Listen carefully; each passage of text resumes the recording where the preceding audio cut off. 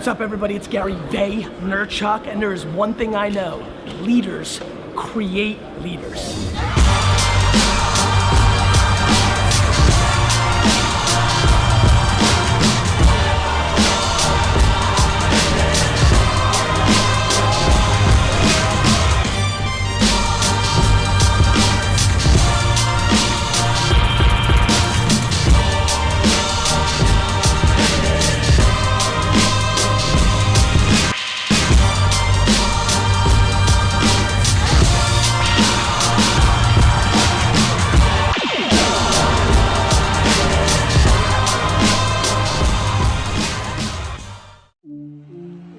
Gary Vaynerchuk is a fast-talking, irreverent business guru who calls himself a serial entrepreneur.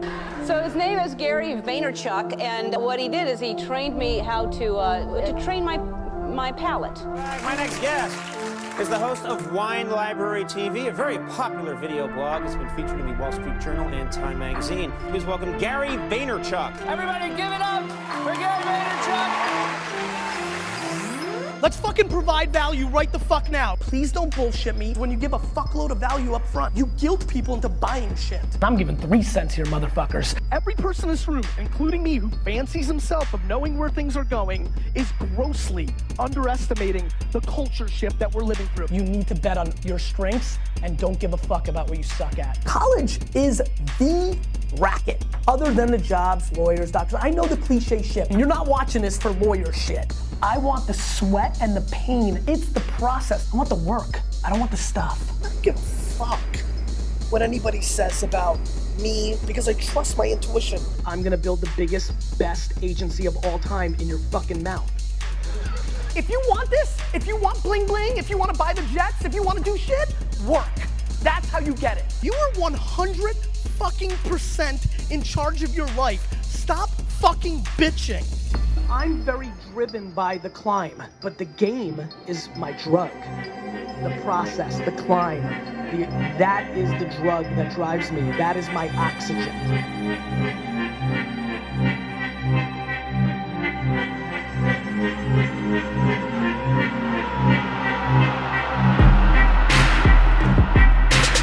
Check it out, we're at South by Southwest. Come on, follow me. We're about to go meet up with the entrepreneur himself, Gary Vaynerchuk. This guy's a legend modern entrepreneur. We're gonna talk about what it means to be a true hustler. Come on, let's go. The market's unforgiving. You know what's forgiving? Your professor. You know what's forgiving?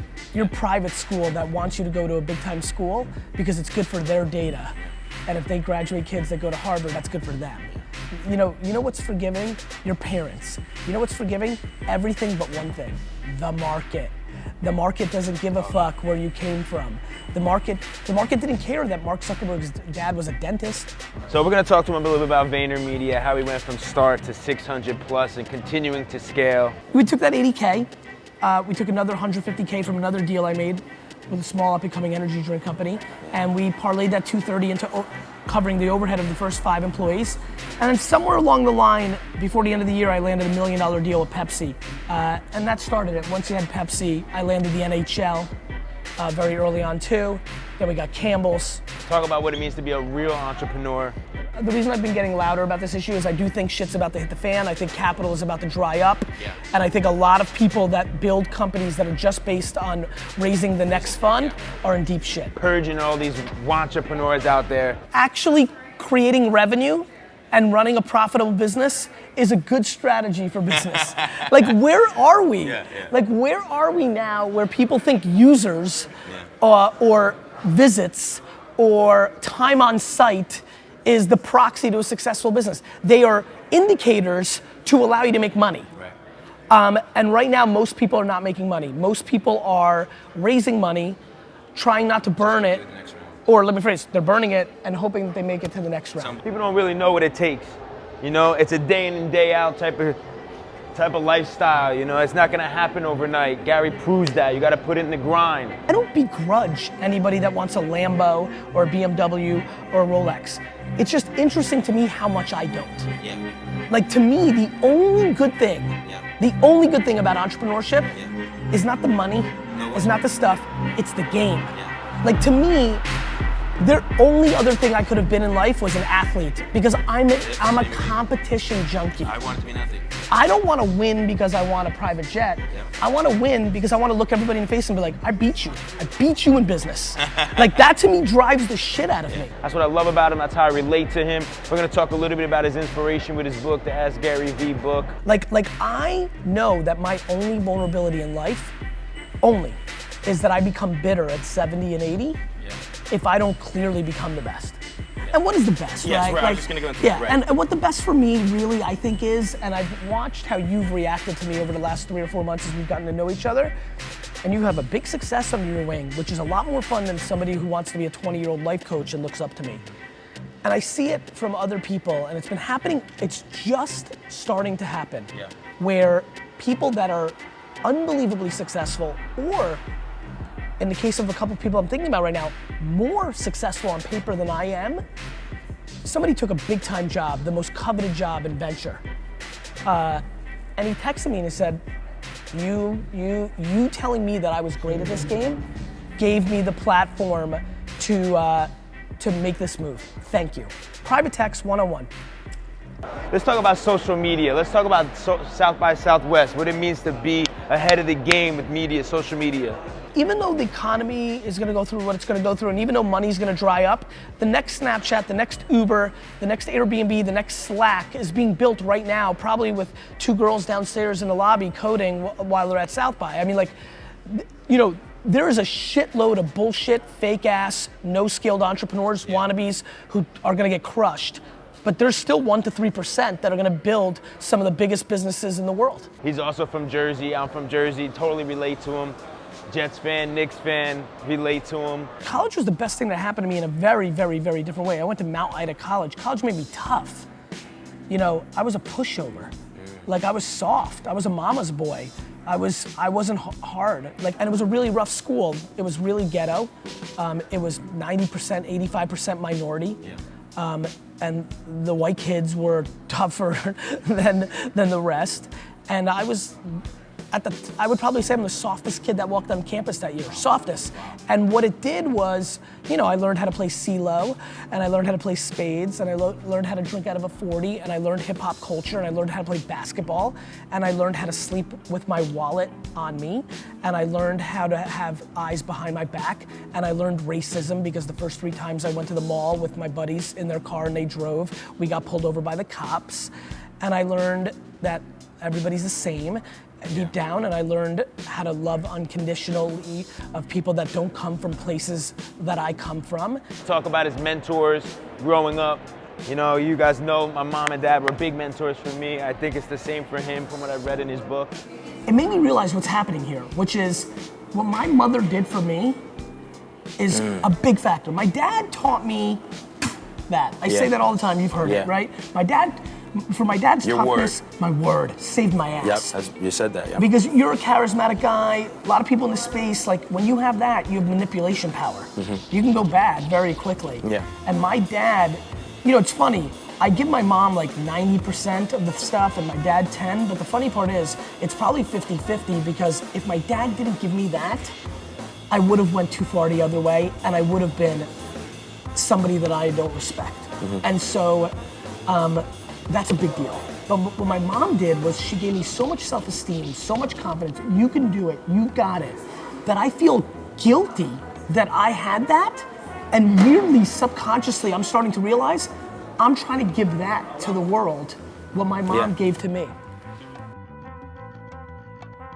Like, what does he really look for in entrepreneurs, in investments, in a company? What are those characteristics? What are those commandments that he talks about that he follows when he starts a company? I would love to do the cliche thing that everybody wants to answer and be like, I was competing with my dad. I wasn't like, oh dad, I'm gonna help you. I was like, I'm gonna fucking show this fucker just like I'm gonna show everybody. It's so raw. It's so raw and it's so real to me. It's what I've got. I mean, look, my brother AJ and I only fight. I mean, we've built a 650 person, $100 million revenue business in the last 5.5 years. You know how intense it is to build that many people. And how many employees do you guys get up to? Like, you know, it's intense. There's a lot going on. And we never fight in that environment, but we got into a massive fight over categories a couple years ago. Like fisticuffs. Like, so like, when it comes to like competition, like, you know, in business, he's on my team. That's my homie. We're going in trenches together. Let's talk about legacy. Let's talk about legacy. You know, people don't realize though, like this is it. What you do right now and what you document right now, it plays into your name. I always say I hustle for my last name, not my first.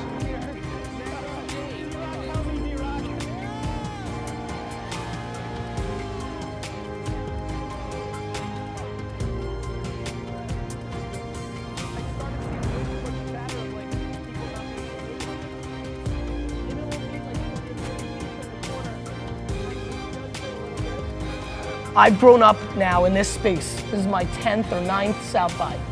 When I came here in 07, 08, Bree Pettis from MakerBot, you know, Mark Zuckerberg.